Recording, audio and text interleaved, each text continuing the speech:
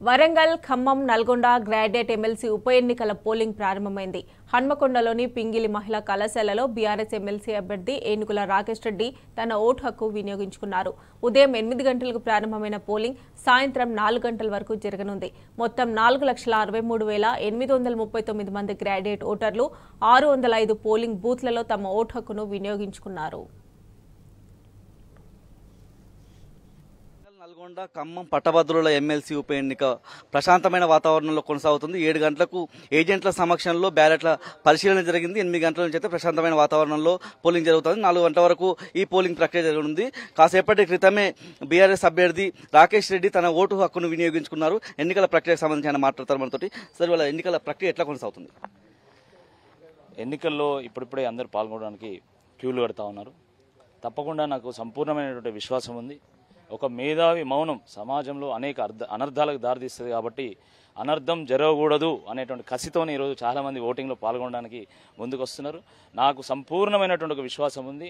తప్పకుండా ప్రజలు ఈ ఎన్నికల్లో ఒక స్ఫూర్తిదాయకమైనటువంటి ఒక తీర్పుని ఇవ్వబోతా ఉన్నారు.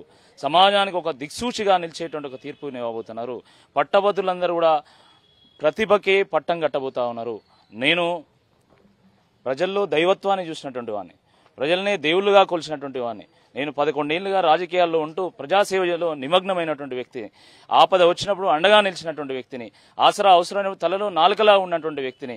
ఏ అర్ధరాత్రి అయినా కూడా ఎంత దూరమైనా ప్రయాణించి ఆ సందర్భంలో అక్కడ ఉండి ప్రజలకు నేను అండగా నిలిచినటువంటి వ్యక్తిని. తప్పకుండా నాకు సంపూర్ణమైనటువంటి విశ్వాసం ఉంది. ప్రజలే నన్ను దీవిస్తారు, ప్రజలే ఆశీర్వదిస్తారు, తప్పకుండా ప్రజలే నన్ను గెలిపిస్తారు. This is going to be a turning point in Telangana politics. ఇవాళ సాధారణ ఎన్నికలకు ఈ పట్టభద్రుల ఎన్నికలకు చాలా డిఫరెన్స్ ఉంటుంది. సాధారణ ఎన్నికల సందర్భంగా ఈ సమయం వరకు చాలా తక్కువ మంది క్యూ లైన్ నిలబడే సందర్భం చూసాం. ఇది చైతన్యవంతమైన ఓటింగ్ ప్రక్రియ మనం చూస్తూ ఉన్నాం. పెద్ద ఎత్తున క్యూ లైన్ కనిపిస్తున్నాయి. ఏం గమనిస్తున్నారు? తప్పకుండా అంటే ఇది రెండు విషయాలు. ఒకటేమో ఎంత విద్యావంతుల ఎన్నిక, రెండోది ఏంటంటే సెల్ఫ్గా రిజిస్టర్ అయినటువంటి వాళ్ళు వీళ్ళంతా కూడా. అంటే తప్పకుండా సమాజంలో మార్పు కోసం మా వంతు పాత్ర పోషించాలని చెప్పేసి భావించి వాళ్ళు మేము ఓటు వేస్తామని చెప్పి వాళ్ళు రిజిస్టర్ అయ్యారు. కాబట్టి తప్పకుండా వాళ్ళు తాత్కాలిక ప్రయోజనాల కోసమో వాళ్ళ స్వార్థ ప్రయోజనాల కోసమో వాళ్ళు ఓట్లు వేయరు. వాళ్ళు భవిష్యత్తు తరం కోసం ఆలోచిస్తారు.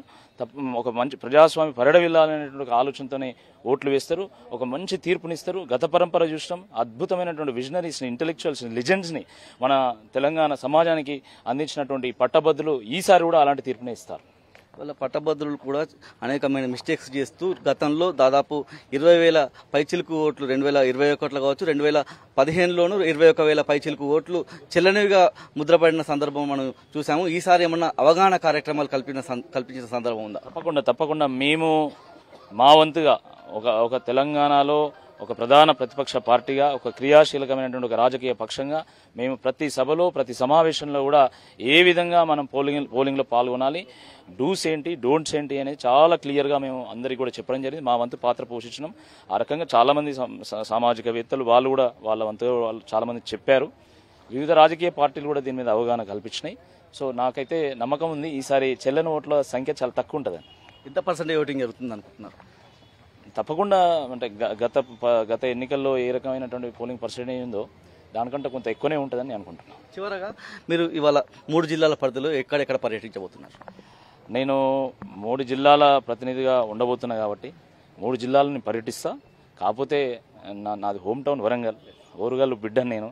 తప్పకుండా ఓరుగల్లు ఇటు ఈస్ట్లో కానీ, వెస్ట్లో కానీ, వర్ధన్నపేటలో కానీ ఈ చుట్టూ నియోజకవర్గాల్లో కొంత ఎక్కువ సమయం ఇచ్చి మిగతా దగ్గర కూడా నేను వెళ్తాను. ఇతర నియోజకవర్గాలు అంటే నల్గొండలో మా జగదీశ్వర్ రెడ్డి గారు మొత్తం పర్యవేక్షిస్తూ ఉన్నారు. అదేవిధంగా ఖమ్మంలో అక్కడ పువ్వాడ అజయ్ గారు, తాత మధు గారు వాళ్ళు పర్యవేక్షిస్తూ ఉన్నారు. మన వరంగల్లో కూడా మరి పెద్దలు పల్లా రాజేశ్వర రెడ్డి గారు, అదేవిధంగా పెద్ద సుదర్శన్ రెడ్డి గారు, తాటికొంట రాజయ్య గారు, ఇక్కడ వినయ్ భాస్కర్ గారు వీళ్ళందరూ కూడా ఈ ఎన్నికల్ని పర్యవేక్షించబోతున్నారు. కాబట్టి అందరం కలిసి ఎన్నికను ఎదుర్కొంటాం. తప్పకుండా ఒక మంచి తీర్పును మేము అంటే ప్రజలు ఇస్తారు. తప్పకుండా దాన్ని మేము ఆస్వాదిస్తాం. ఇది మొత్తంగా రాకేష్ రెడ్డి అయితే తన ఓటు హక్కును పింగిలి కళాశాలలో వినియోగించుకోవడం జరిగింది. ప్రశాంతమైన వాతావరణంలోనైతే ఎన్నికల ప్రక్రియ సజావుగా కొనసాగుతుంది. కెమెరా పర్సన్ సంజీవ్తో రవికాంత్, టీ న్యూస్, హన్మకొండ జిల్లా.